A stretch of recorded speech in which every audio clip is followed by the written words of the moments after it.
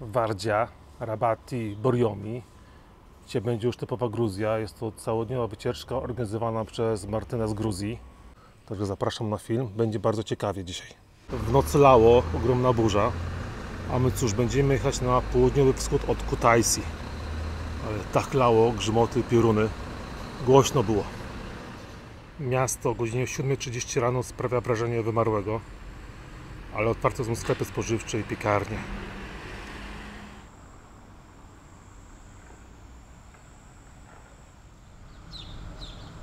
A to chyba kiedyś była fontanna. Dosyć ciekawa, ale raczej nie sądzę, żeby działała. A za to ta działa. Miejsce zbiórki, już jest bus, ale pytanie, czy to jest nasz? Zaraz się okaże. Prawie 2 godziny jazdy to jest nasz bus. Prawie 2 godziny jazdy teraz. To jest droga przejazdowa z zachodu na wschód Gruzji. Teraz zobaczymy, jak się wyrabia chleb nazuki. A chleb to jest mieszanka mąki, cynamonu, ryżu. Chleb jest tak gorący, ciepły, że nie mogę go trzymać. Ale jest dobry, taki kurczę, lekko słodki, chyba za sprawą cynamonu. Wycieczka. 2 dziewczyny z Francji i 2 dziewczyny z Indii. Nasz bus. Jesteśmy już w Borjomi. Tutaj znajduje się drugi co do wielkości park narodowy o tej samej nazwie Borjomi. Ogromne góry, wodospady, jeziora.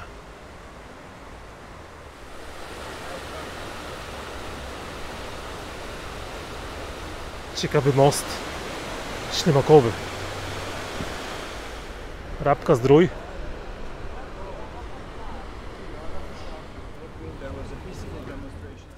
Wejście do parku i oczywiście mnóstwo turystów.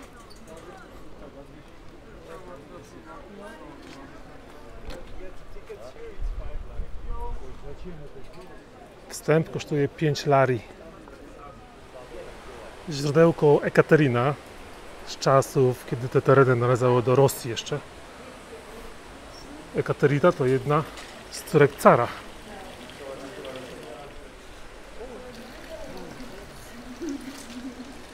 Thanks.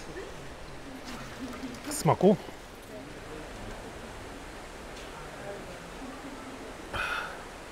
Lekko słona, woda mineralna.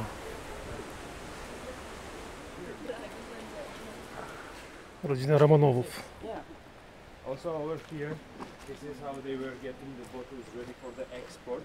Święta woda na eksport. A tak wyglądała fabryka, przetwórnia. Póki co cały park jest bardzo komercyjny, ale są takie ciekawe zakątki.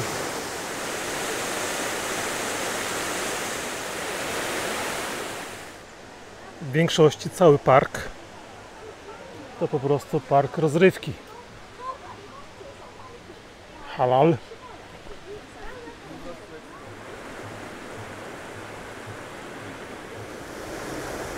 Jestem trochę rozczarowany tym miejscem, ale myślę, że następne będą o wiele ciekawsze. Samo miejsce samo w sobie jest bardzo piękne, a przynajmniej było kiedyś. Do Borjomi można przejechać sobie samemu, zrobić trekking po górach, pochodzić po miasteczku, ale niestety sam park już stracił swój urok. Został strasznie skomercjalizowany. Właśnie, jest nawet kolejka linowa na górę, ale my z braku czasu jedziemy już dalej, także to jest takie na szybko, żeby wiedzieć, co zrobić tutaj następnym razem. Myślę, że z góry widok jest fajny. Dom w stylu perskim, obecnie hotel. Tempo wycieczki może troszkę za szybkie, ale mi głównie chodzi o skalne miasto Wardzi i zamek Rabati, więc w drogę, bo wszystkiego transportem publicznym niestety, ale samemu nie ogarnę. Ahmed Pasha, also known as Ahmed Jaqeli, I przed nami już Rabati, zamek Rabati. Zamek prezentuje się naprawdę niesamowicie położony. Góry naokoło i zamek jest bardzo zadbany i myślę, że to jest bardzo też tutaj ważne turystyczne miejsce i ogólnie ważne dla historii Gruzji. Stąd już jest tylko 20 km do granicy tureckiej.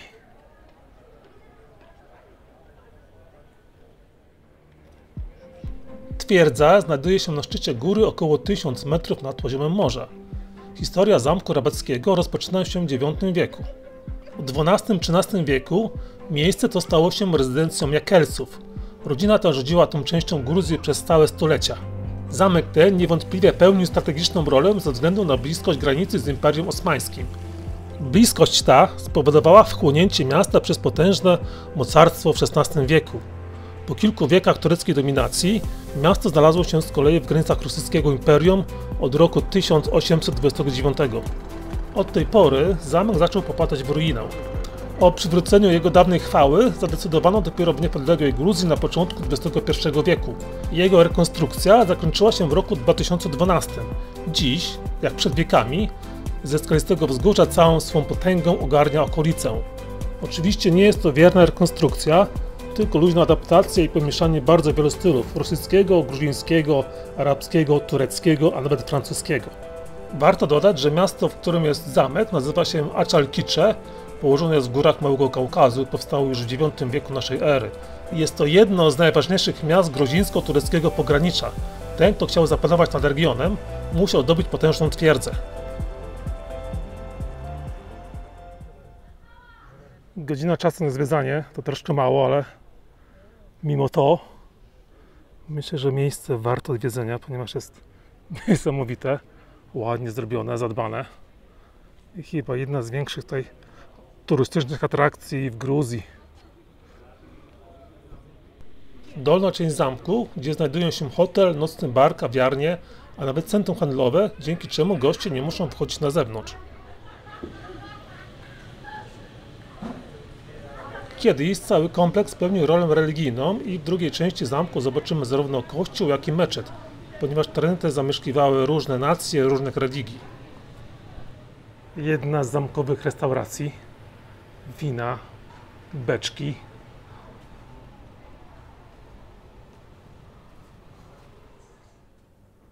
Zamek jest wspaniały. Cóż więcej dodać. Oprócz tego, że mało czasu. Myślę, że zbyt mało czasu, żeby go dokładnie zwiedzić. Ale co zdążę, to Wam pokażę.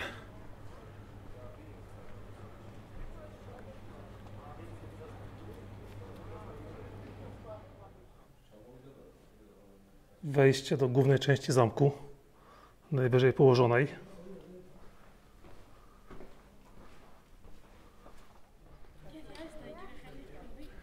I co o tym sądzicie? Ogród.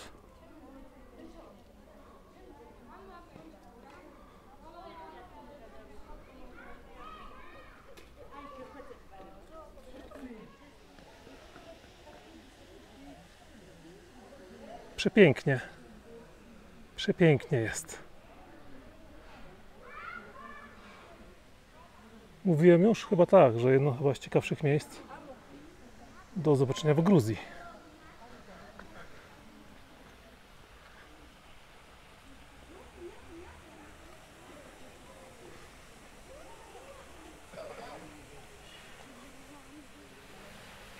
Ale niemiłosiernie mało czasu.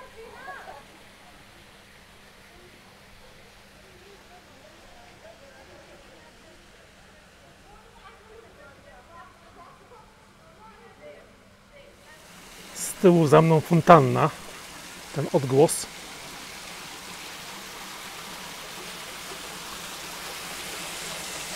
I to nie byle jaka.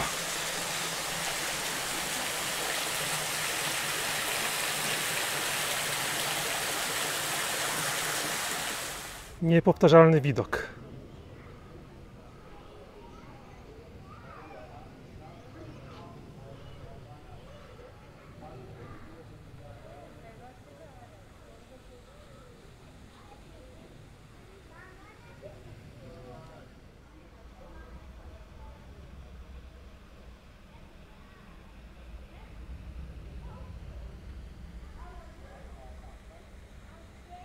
Nie ma końca, ale tutaj już przed nami mam wrażenie, że najwyższy zamek na wysokiej skale.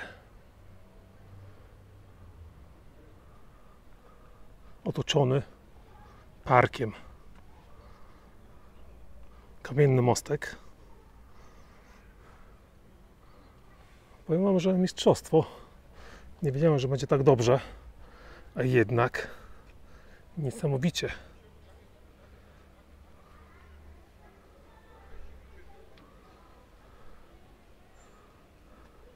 Czyli co, teraz tędy.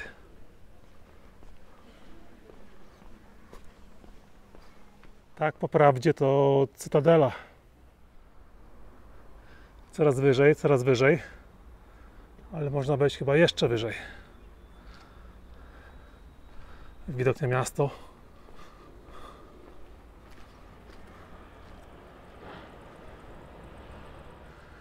I oto już na samym szczycie. Nawet nie pamiętam, o której godzinie mamy powrót, zebranie. Chyba za jakieś 20 minut, ale co zdążę? Przecież beze mnie nie pojadą chyba. Mam nadzieję. A tam zameczek. Widok z góry. Na Włości.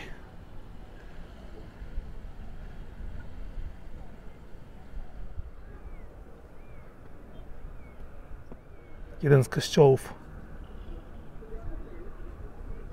I podziemia Cytadeli.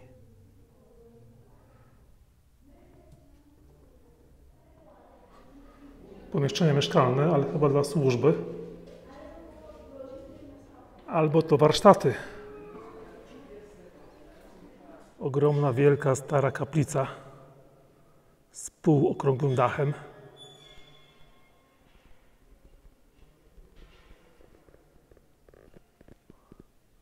Aż się kręci w głowie teraz.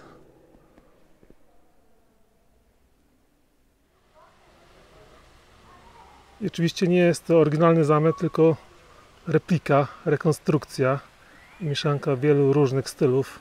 Gruziński, rosyjski, arabski, turecki. Czyli to, co mówiłem na samym początku. Po prostu czysta fantazja, ale zrobiona w sposób rewelacyjny.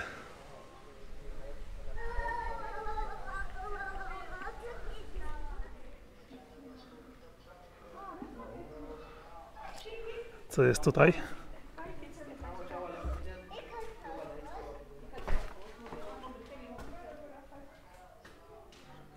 I już powoli pożegnanie z zamkiem Rabat. Było pięknie, ale komu w drogę, temu w drogę.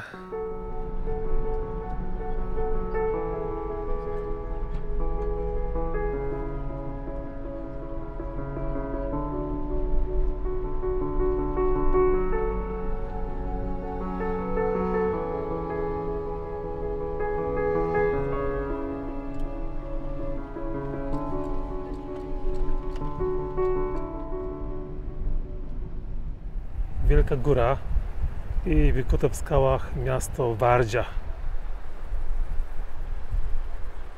a w dole rzeka. Kamienne miasto.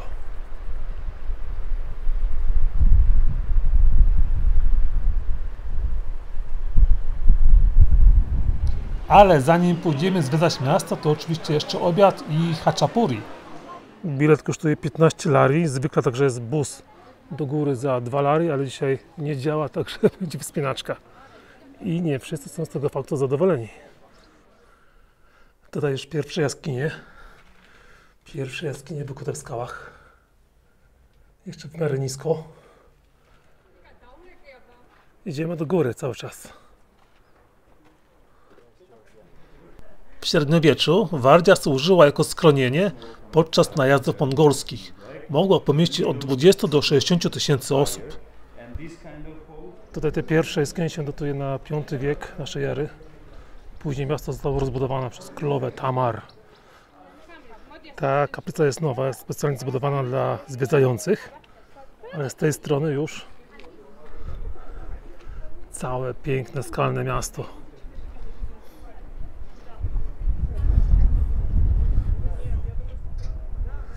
I zaraz tam pójdziemy. Ta skalna forteca składała się z 13 poziomów wykutych w skale. Wewnątrz znajdowało się ponad 6000 pokoi, w tym sala tronowa, konferencyjna, a także piekarnia, kuźnia, kaplica i ogromny kościół. A tutaj już jadalnia. W mieście zainstalowano również skomplikowany system nawodnień pobliskich pól uprawnych. Jedynym sposobem na dotarcie do tego niezwykłego miasta były tajne tunele łączące górną część miasta z pobliską rzeką. Ale robi wrażenie.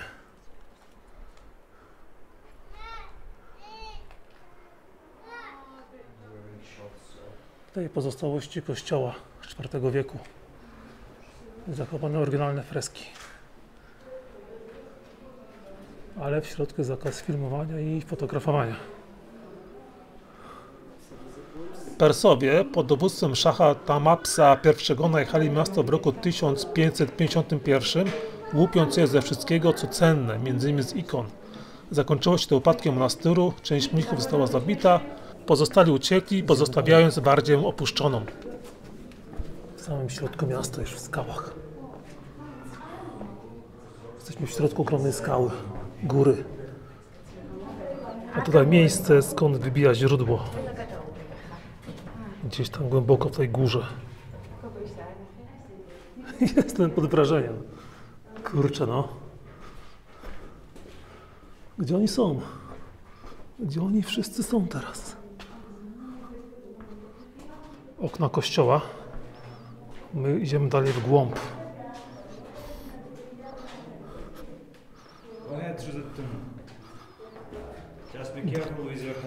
Do tunelu, wszyscy do tunelu. I uwaga na głowy. Trochę nisko jest, ale da się przejść.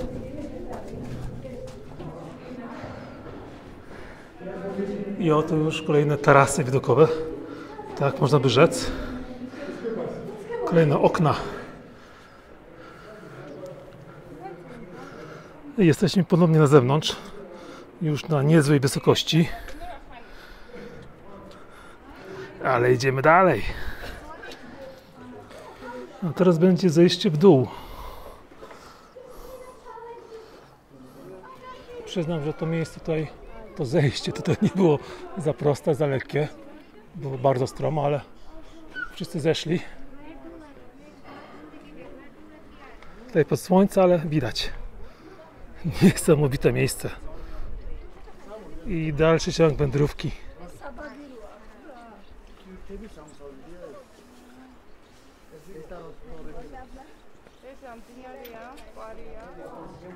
Winiarnia, tutaj robiono wina.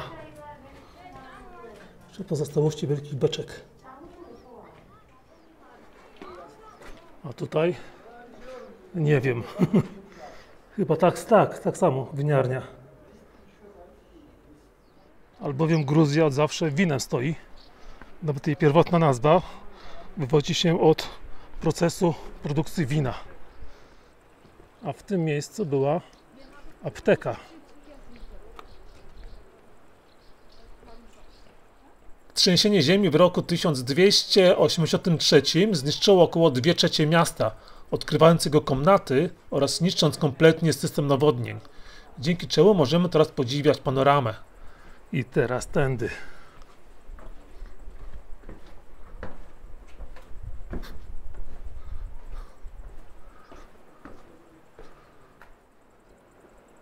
Przed nami ukryty tunel i mały domek modlitewny. Mała kaplica w sumie.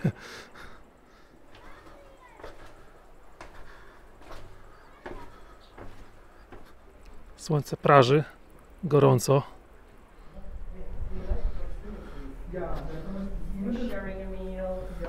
Droga miejscami łatwa nie jest. Trzeba się gimnastykować, trochę kondycji.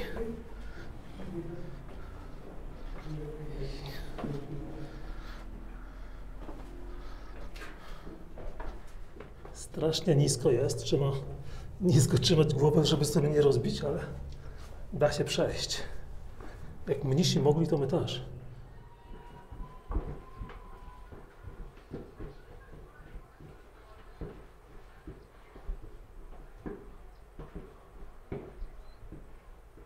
I już tym stromym zejściem właśnie wyszliśmy ze skalnego miasta.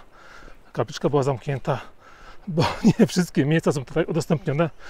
ze względu bezpieczeństwa. Niektóre tutaj fragmenty się po prostu sypią. No ale cóż, to ma już ileś tam wieków. Prawie że 20. Skalne miasto. I już wracamy do Kutaisi, co nam zabierze ładnych parę godzin, ponieważ to jest niezły kawał drogi. I faktycznie powrót nam zajął ponad 4 godziny. To jest naprawdę daleko, ale cóż, myślę, że zamek Rabati oraz skalne miasto Wardzia to dwie obowiązkowe pozycje.